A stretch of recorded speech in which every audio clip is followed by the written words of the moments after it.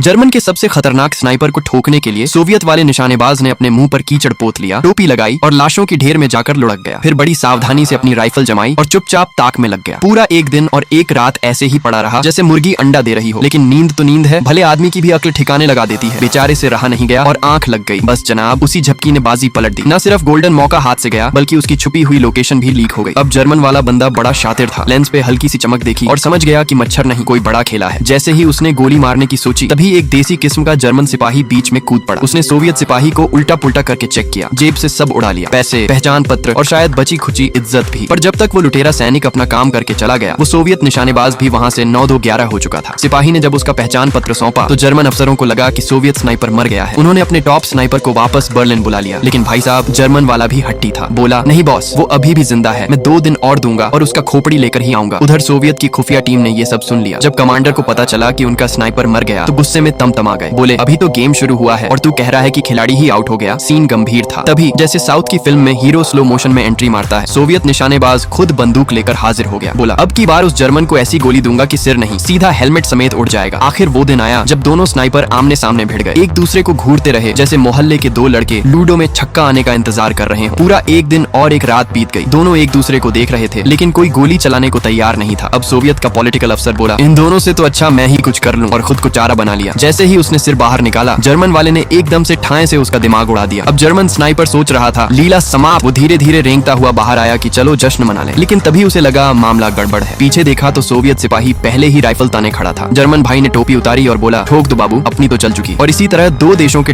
Top snipers की ये खतरनाक भिड़ंत खत्म हुई। एक गया टोपी उतार के, दूसरा आया गोली उतार के।